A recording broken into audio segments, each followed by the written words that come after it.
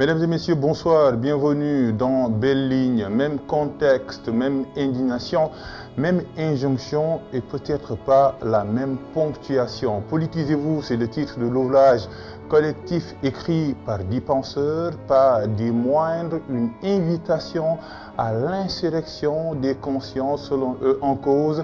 Le mal était politique, le remède ne pouvait qu'être politique, les mots de Thomas Sankara auxquels ses essayistes s'arc-boutent. En première ligne figure Hamidou Anne. Il est aujourd'hui l'invité de cette émission. Hamidou Anne, bonsoir et bienvenue dans Belle Ligne. Merci beaucoup pour votre invitation. Vous êtes chroniqueur, essayiste, écrivain, diplômé de l'ENA de Dakar, de l'ENA de France également. Vous avez obtenu un master en communication à l'école des hautes études en sciences de communication et de la communication, plus connue sous le nom de CELSA. Politisez-vous, une exclamation, c'était en 2017. Garderiez-vous la même intonation ou changeriez-vous cette exclamation en interrogation aujourd'hui?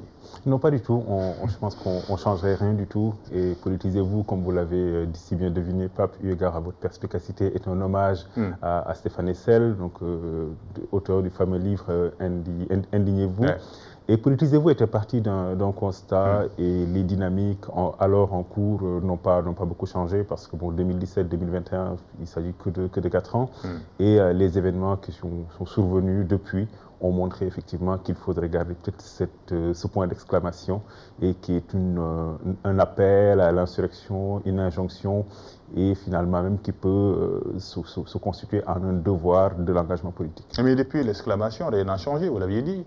Oui, rien n'a changé. Non, la politique reste ce qu'elle est. La politique reste ce qu'elle est. Les qualificatifs que vous utilisez dans cet ouvrage sont les mêmes. Absolument, la politique reste ce qu'elle est. La façon de faire de la politique dans notre pays et sur le continent de façon générale reste la même. Et effectivement, cet engagement de la jeunesse dans les appareils politiques, dans la structuration des rapports de force, etc., reste le même. Du coup, je pense que l'appel, 4 ans après, reste encore toujours pertinent. Et c'est un livre, à mon avis, qui reste encore d'actualité, eu égard au contexte actuel, à ce qui s'est passé en mars dernier, dont on a déjà parlé, et aux échéances futures. Et en quelle période de notre histoire politique notre pays a chopé cette maladie? C'est important, vous décrivez cette maladie dans votre parti, l'hypertrophie politique. Oui, l'hypertrophie politique a accompagné la naissance à la limite de notre État. Vous savez, vous connaissez les travaux d'O'Brien qui parlent de consensus sénégalais, de ce clientélisme qui a cours dans notre pays.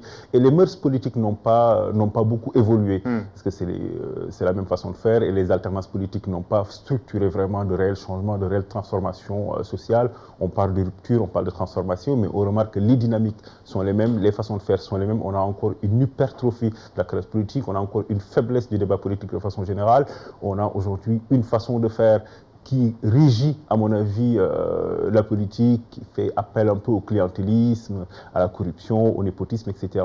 Et on voit également que malgré les volontés des uns et des autres, malgré des initiatives portées parfois issues du corps social, la façon de faire de la politique dans notre pays n'a pas beaucoup évolué.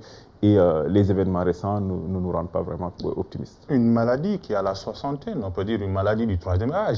Mais jusqu'à maintenant, la politique, est-ce le remède?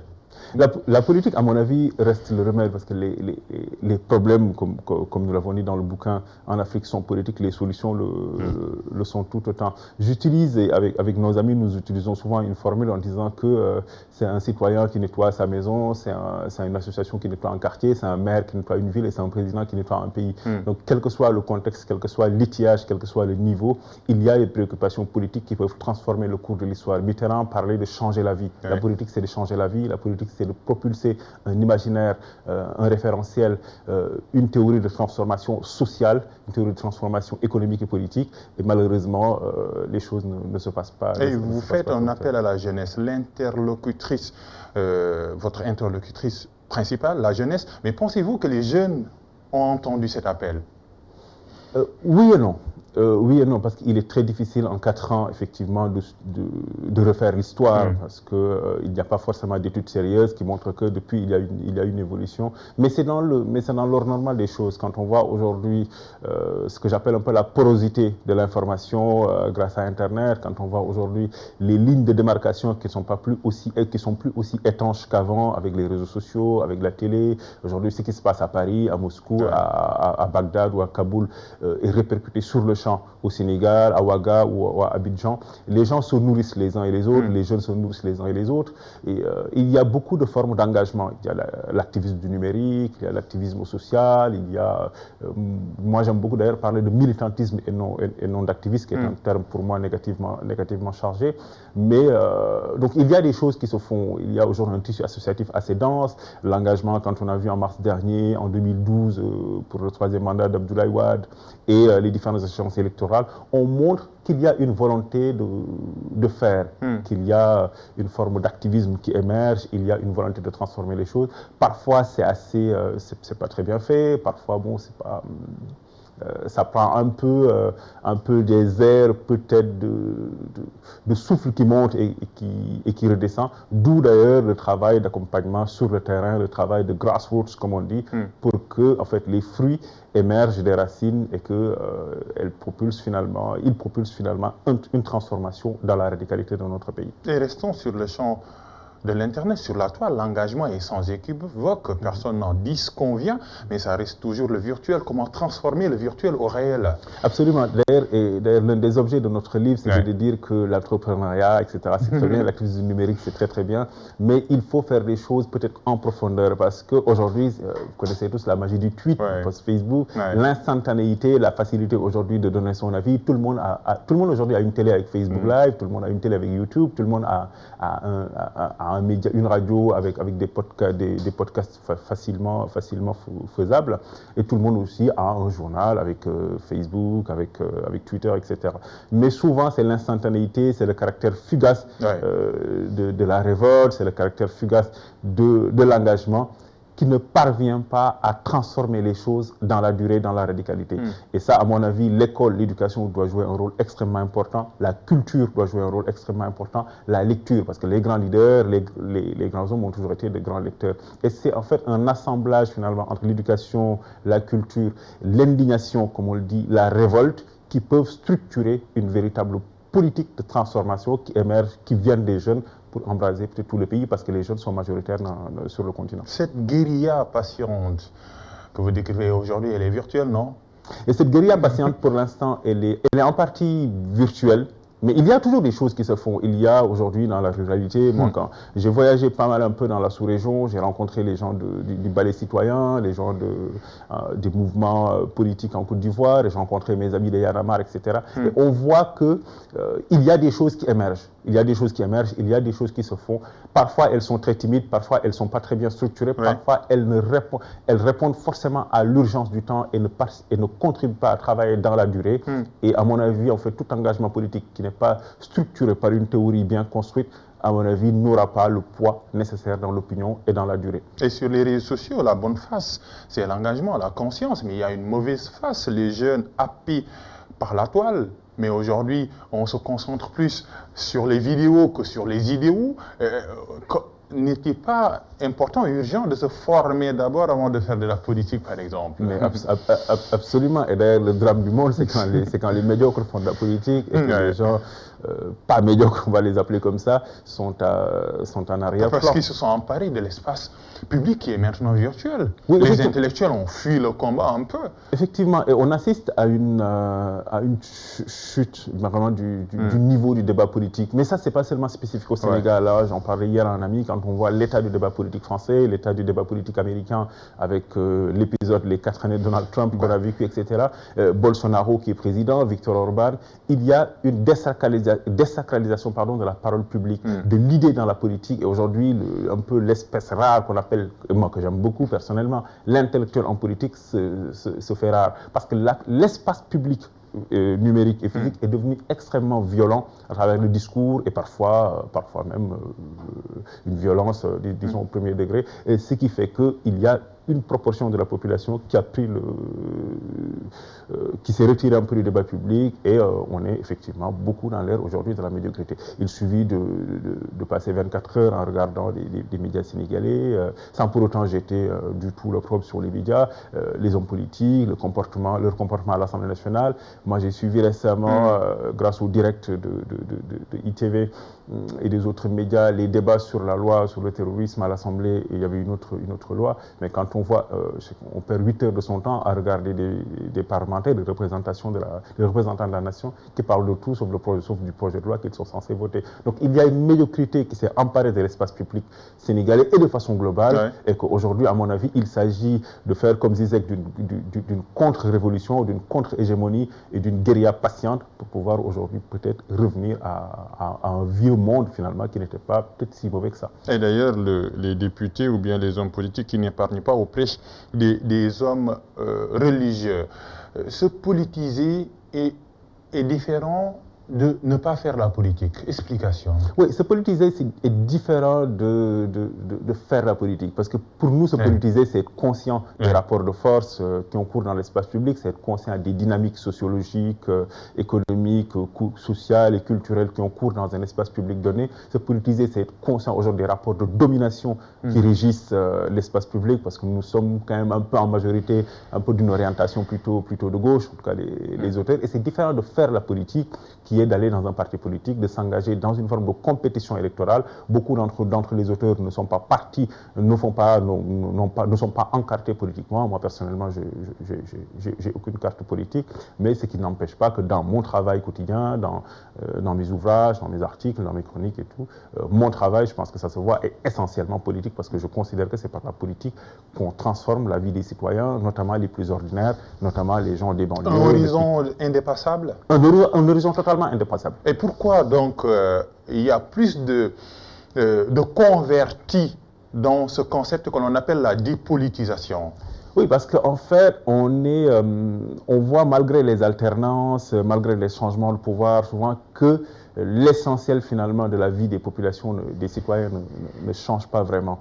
Et d'ailleurs, il y a au plan international ce qu'on appelle un consensus social libéral mou, qui fait que malgré les alternances politiques, la façon de faire de la politique ne change pas vraiment. Je donnerai 2 exemples au plan international. Aux États-Unis, on a vu que malgré les alternances, les politiques, qu'ils soient démocrates ou républicains, ne changeaient pas vraiment. En France, c'était pareil, la gauche, la droite s'alternaient au pouvoir, mais on voyait que ça ne changeait pas vraiment. La politique de François Hollande a été la politique de Sarkozy. Et d'ailleurs, c'est pour ça peut-être que des populistes aujourd'hui peuvent émerger, parce qu'on voit que malgré les alternances politiques, le cours de l'histoire ne change pas vraiment. Et quand les citoyens voient que effectivement la politique, notamment sous nos tropiques, est un moyen d'enrichissement, est un moyen d'arriver à des niveaux de responsabilité qui permettent un peu de s'enrichir, d'enrichir sa famille, c'est un moyen de promouvoir la famille, etc. etc. On voit que les intérêts notamment des citoyens, notamment les plus précaires, ne changent pas vraiment, on se dit finalement, et d'où la rengaine du tous pourri, la politique ne sert à rien, c'est un espace de corruption. Et d'ailleurs, en Pulaar, souvent il y a une boutade qui dit que politique pénétigui, c'est-à-dire politique que des mensonges, etc. Donc du coup, les citoyens ne voyant pas leurs conditions changer, malgré le vote, malgré le fichier électoral, etc. Et d'où d'ailleurs le débat sur la démocratie procédurale versus la démocratie substantielle. La démocratie procédurale, c'est qu'on vote, le fichier électoral marche plutôt bien, il y a une alternance, etc. Mais les conditions des citoyens, des femmes, des jeunes, de tous ces gens-là qui préfèrent risquer la mort dans la Méditerranée ou dans le désert du Sahara plutôt que de rester dans leur propre pays, tous ceux qui ne forgent plus un espoir dans leur propre pays, toutes ces femmes qui voient que malgré leurs efforts sont encore réduits à néant par le patriarcat, etc.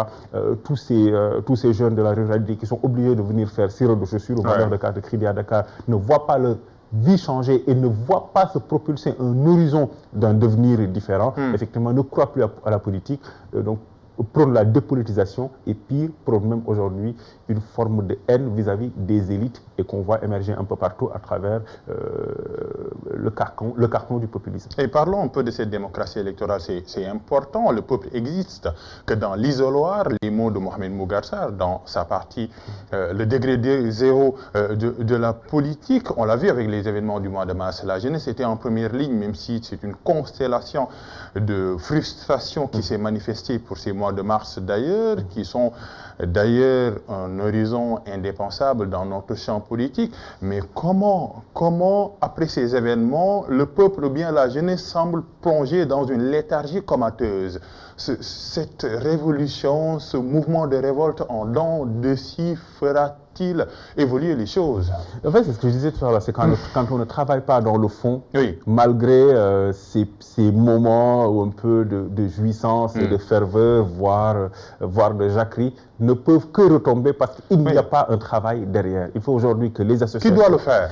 Les associations, les partis politiques, notamment qui ont une orientation progressiste, l'État du Sénégal, etc. Mais on voit que le travail là n'intéresse pas forcément les politiques parce que peut-être qu'in fine, le réveil citoyen, peut-être que la conscience citoyenne qui soit beaucoup plus exigeante n'arrange pas le corps politique de façon globale. D'où effectivement dans certains pays, dans certaines grandes démocraties, il y a beaucoup d'associations, il y a beaucoup d'ONG, il y a beaucoup de mouvements, de courants progressistes, de mouvements très grassroots qui récupèrent finalement les frustrations des peuples, qui récupèrent les colères des populations pour les transformer en offres politiques. Par exemple, aujourd'hui, quand en Géorgie, les démocrates sont parvenus à renverser la vapeur et à battre les républicains, parce qu'il y a eu pendant peut-être 5 ans une ancienne parlementaire qui s'appelle Stacey Abrams, qui a décidé de dire aux jeunes, notamment les Noirs, les femmes noires, les hommes noirs, ne vous en limitez pas à la critique, ne vous en limitez pas au désespoir, ne vous en limitez pas à la colère, allez vous inscrire sur les listes électorales, allez voter et voter pour les gens dont vous croyez qu'ils sont progressistes, qu'ils peuvent transformer aujourd'hui vos destinées, etc. Et donc c'est ce travail-là, à mon avis, qui n'a pas été fait. Et je donnais un exemple récemment, d'ailleurs, dans une publication. Quand il y a eu mai 68, le Parti socialiste, à l'époque, avait créé le Club Nation et Développement. Et d'ailleurs, dans la préface de Joseph Mathiam à l'époque, il disait le Nation et Développement est un club pour réfléchir à ce qui nous est arrivé, 68, réfléchir aux dynamiques finalement qui vont se créer et faire une projection sur le futur, penser notre pays, penser le PS à l'aune de la jeunesse qui vient de se révolter. Mais après les événements de mars, on a vu ce qui s'est passé, c'est-à-dire que la majorité a organisé des meetings. Donc cela dit tout en 40 ans sur l'état de la classe politique. Vous n'aimez pas les politiques professionnelles? Non, pas trop. Mais la politique, c'est la profession qui attire le plus. La politique, là, parce que c'est un moyen très facile d'enrichissement. Et on va aller sur des considérations économiques basiques. Quand on a 400 000 emplois formels dans le pays et quand on voit que la politique peut transformer du jour au lendemain le destin économique ou financier d'un pays, c'est normal effectivement que ce soit un secteur qui attire. Mais disons que j'ai peut-être une beaucoup plus profonde estime pour ce que j'appelle les intellectuels en politique. Et pas forcément intellectuel, quelqu'un de diplômé, parce que Pierre Bérégovoy n'était pas diplômé, Lula n'était pas diplômé, mais des gens qui pensent la politique comme théorie et comme pratique et comme outil de transformation sociale dans la radicalité. Un jeune, s'il veut entrer actuellement, qui nous regarde dans la politique, par quelle porte peut-il passer? Prendre la carte d'un parti politique. Vous pensez que les partis politiques sont la porte, l'issue pour entrer un peu dans la politique? Parce qu'on sait tous que la nomenclatura, pour reprendre un peu ce terme russe-là, dans les partis politiques existe. Il n'y a qu'un décideur, il décide pour tout le monde. Mais il y a toujours des fenêtres d'opportunité, à mon avis, à provoquer. Parce que la démocratie telle qu'elle est structurée, on est dans une démocratie représentative, où c'est les partis politiques et les coalitions de partis qui sont élus. Bon, maintenant, on a changé la loi pour que dans les élections locales, et même, je pense, dans toutes les élections, que des personnalités de la société civile puissent se présenter sans appareil politique structuré. Mais on voit que finalement, c'est un leurre, parce que dans notre démocratie, tout est structuré pour que les partis politiques soient l'alpha et l'oméga de l'élection. Et à mon avis, rester dans son coin, etc., peut être une attitude bien sympathique, bien respectable, mais peut-être aussi aller essayer de changer les choses dans les appareils politiques, quelles que soient les résistances qu'on va y trouver. Peut-être qu'aussi c'est en masse, en majorité, qu'on peut peut-être changer les choses dans les appareils politiques et peser sur leur devenir. Fatima Zahra Sall a esquissé une piste, l'engagement local. Aujourd'hui, est-ce le défi, l'engagement local? On est en perspective des élections locales avec des refontes, des modifications qui ont été faites sur le code électoral, avec tout simplement l'élection à suffrage direct. C'est l'engagement local aujourd'hui le meilleur chemin, le meilleur moyen pour accéder à tout cela, pour réaliser tout cela? Je crois fondamentalement à l'engagement local. Déjà, notre pays, au plan institutionnel, est un pays très en avance sur la décentralisation. Je pense que nous avons été très en avance en Afrique sur la question de décentralisation depuis les grandes lois de 1996. Et depuis, on n'a fait que renforcer la décentralisation avec aujourd'hui des mairies qui ont quand même les moyens d'agir sur certains secteurs, avec notamment les compétences transférées. Et que peut-être aussi que les territoires peuvent être des laboratoires de transformation qui peuvent peut-être être répliqués à plus large échelle. Oui, mais encore une fois, les choses sont très difficiles parce que les partis politiques et les grandes coalitions trustent encore les collectivités territoriales. Quand on est une femme ou un jeune, c'est très difficile de se faire de la place. D'où, encore une fois, à mon avis, cette forme de guérilla patiente, cette forme de ruse politique, cette forme de ruse intellectuelle, d'arriver dans les partis politiques et d'essayer, en tout cas, à mon avis, de peser sur leur orientation en misant sur le temps long. Parce que, et on était très conscients en faisant ce livre, ce qu'on veut, ce qu'on appelle de nos voeux, peut-être nous ne le verrons pas, nous-mêmes.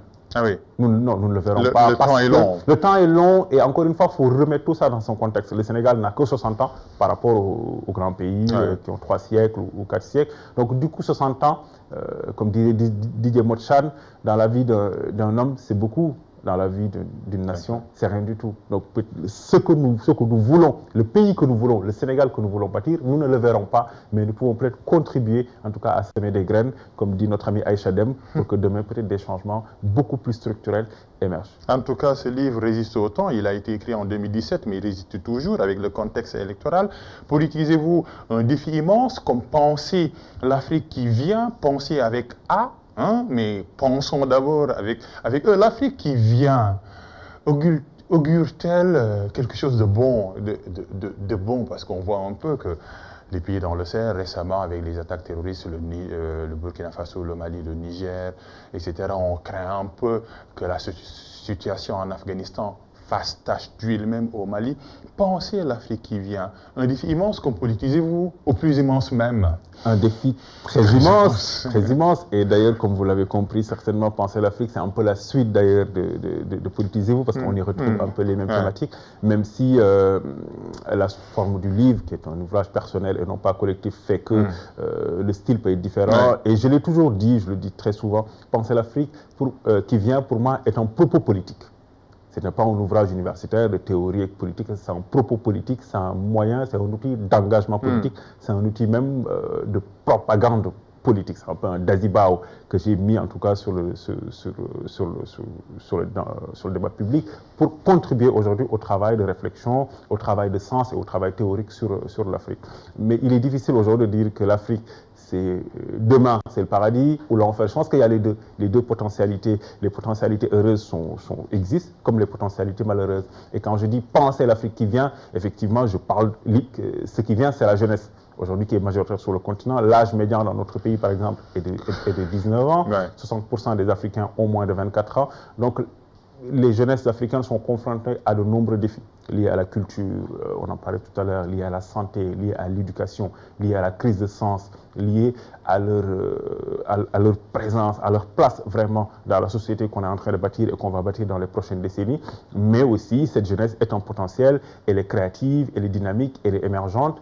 Et aujourd'hui, l'Afrique est le réservoir de la jeunesse dans le monde. Et qui dit jeunesse, dit dynamisme, dit compétence, dit rêve, dit aussi fougue. Et effectivement, il faut aujourd'hui, si on arrive à bâtir des politiques publiques plutôt efficaces, plutôt cohérentes pour remettre cette jeunesse-là au cœur du projet social, au cœur du projet humain, à travers un discours progressiste, à travers des politiques progressistes, peut-être que l'Afrique, demain, peut plus être un paradis qu'un enfer. Mais le prison de l'Afrique, il est miné, contaminé par les terroristes. Parlons un peu de l'actualité avec le Burkina Faso, le Niger, le Mali, la Côte d'Ivoire qui n'est pas épargnée, tout le Sahel qui est concerné. Comment confiner ce mal? Ce mal est très difficile à confiner parce que... parce qu'il y a la jeunesse à l'intérieur. Parce qu'il y a la jeunesse à l'intérieur et puis le terrorisme est un ennemi très difficile à combattre parce que ce n'est pas un ennemi conventionnel. Ce n'est pas une armée qui fait face à une autre. C'est une guerre asymétrique. C'est une guerre asymétrique avec des règles de la guerre régies par le droit international. Donc du coup, les armées terroristes sont diffuses dans le Sahel, ne respectent pas je vais schématiser en parlant des lois de la guerre, font preuve quand même d'une barbarie et d'une violence extraordinaire. Et aujourd'hui, le terrorisme, pour moi, mine le potentiel de développement de la sous-région. Et quand on parle de talibanisation du Sahel, quand on parle d'afghanisation du Sahel, c'est que juste, il ne faut pas oublier que depuis 30 ans, depuis 40 ans, le terrorisme est présent à nos frontières et mine et sape les efforts de développement. Et on se rend compte que les États ne sont pas outillés aujourd'hui pour combattre de façon efficace et de façon définitive la violence que le terrorisme charrie. On a vu que malgré les 20 ans de parenthèse malienne, où on a chanté les louanges du Mali, retour de la démocratie, après le coup d'État d'ATT sur Moussa Traoré, qui a remis le pouvoir aux civils, etc. Le Mali a été chanté partout.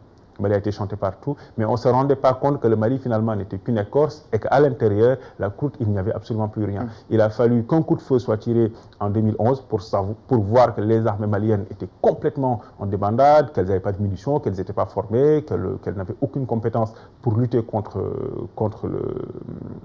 les Minela, encore moins contre les terroristes. Et on se rend compte aujourd'hui qu'avec Boko Haram, avec AQMI, avec tous ces mouvements qui émergent dans le Sahel, et d'ailleurs, ce qui me dérange beaucoup dans notre pays, c'est qu'on a l'impression que le Mali, c'est à 3000 km. Alors que c'est notre voisin le plus immédiat. C'était un seul pays avant. Le Mali et le Sénégal sont les deux seuls pays au monde à partager la même devise, un peuple, un but, une foi. Donc le Mali, c'est chez nous. Et je trouve hallucinant qu'on regarde, qu'on observe le Mali comme si c'était le Brésil, que c'était 6000 ou 9000 km de nos frontières, alors que le Mali, c'est le pays à côté et que c'est chez nous. Le parallélisme entre le Mali et l'Afghanistan est-il logique ou bien c'est de la sinistrose? Moi, je pense que c'est de la sinistrose parce que les dynamiques, quand même, ne sont pas les mêmes. Parce qu'en Afghanistan, il faut quand même se rappeler que les talibans ont pris le pouvoir et ont gouverné pendant quelques années avant d'être délogés par les Américains après le 11 septembre, après la destruction des Bouddhas de Bamiyan et tout. Le Mali, les terroristes, effectivement, ont failli prendre le pouvoir, il faut se le dire. Ils ont pris quand même la région nord du Mali pendant un an et qu'à un moment donné... Ils ont failli entrer par Kona, Sévaré, etc. Finalement, Serval a agi. Il suffit d'ailleurs, François Hollande, je pense, disait que c'était sa plus grande victoire, la plus grande victoire de sa carrière politique. Mais le Mali n'a jamais été gouverné par les talibans, par les djihadistes. Donc les choses sont quand même très différentes. Et l'Afrique qui vient, cette jeunesse-là, qui est le fruit, qui est l'avenir, mais on a une jeunesse de plus en plus, je ne veux pas donner une leçon de morale, déboussolée un peu par ce qu'on appelle les réseaux sociaux, qui doivent être même des ponts, ou bien des moments de démocratisation de masse. Mais on voit un peu que c'est un logiciel chronophage. Oui, les réseaux sociaux sont un logiciel chronophage. Mais par exemple, le dernier épisode, pour ne pas citer son nom, par exemple. Tout ce boom-là, médiatique, pour des choses aussi futiles. Oui, bien sûr, les réseaux sociaux sont chronophages, mais c'est construit comme ça. Les réseaux sociaux sont des outils de polarisation où il n'y a pas une opinion mesurée, la pondération, la rigueur, parce que c'est le bon mot, c'est un tweet, donc c'est je pense, 240 caractères, etc. C'est qui a le plus bon mot. Mais à mon avis, il y a tout. Il y a tout, quand on cherche peut-être des choses plutôt intéressantes, on peut les trouver, etc. Moi, je n'aime pas être manichéen pour dire non, les réseaux sociaux c'est mal, les livres c'est bien. Moi, je pense qu'il y a les deux. Mais en tous les cas, la jeunesse effectivement fait face, à mon avis, d'abord à une crise de sens. Vous savez, Pape, ce qui est choquant dans notre pays, et j'ai écouté l'émission avec Souleymane Bachir Diagne, c'est que depuis 20 ans, on est dans une entreprise systématique de destruction de l'école dans notre pays. Donc, il n'est absolument pas surprenant de voir l'État, j'oserais le mot, le sale État aujourd'hui, intellectuel, théorique, politique, dans lequel notre pays se trouve, parce que l'école est le fondement de la République. L'école est le soubassement de l'égalité, l'école est le fondement d'une nation. Et depuis 2000, systématiquement, il y a une entreprise de sabordage de l'école républicaine. À quelle fin? Parce que l'école sert à bâtir des consciences, l'école sert à bâtir des humanités, l'école sert à bâtir aujourd'hui un univers de progrès démocratique et de progrès social. Et malgré tout, peut-être qu'il faut remarquer que ceux qui sont arrivés à cette époque-là n'ont pas forcément la notion de progrès chevillée au cœur et aux pieds. L'éclaircie dans la grisaille, ce sont tout simplement la cérémonie de remise de prix aux lauréats du concours général pour tout simplement faire une embellie dans ce flou qu'est l'école.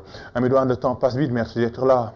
Merci beaucoup, Papa Louis. C'était pour parler un peu de ces 12 ouvrages, un ouvrage collectif, politisez-vous, avec 10 penseurs. Je vais nommer leur nom. Amidou Anne en première ligne, il est là. Ndeye Aminata Dia, Youssouf Owens Ndiaye, Farindao, Racine Hassan Demba, Fanta Diallo, Fatima Zahra Sall, Mohamed Bougar Sahar, qui vient de sortir un livre très intéressant à lire, La plus mémoire secrète. Hein, c'est ça? Des hommes, La plus mémoire secrète des hommes. Mais je deviens vieux. Abdoulaye Sen, Tabara Korkandia, mais également du livre singulier, ouvrage singulier qui s'appelle Penser l'Afrique, qui vient. Merci d'être là. Merci également, chers téléspectateurs, d'avoir suivi Belli. Merci à toute l'équipe technique qui m'a permis de réaliser cette émission. Rendez-vous dimanche prochain pour un autre rendez-vous du livre, de la lecture et de l'écriture sur ITV.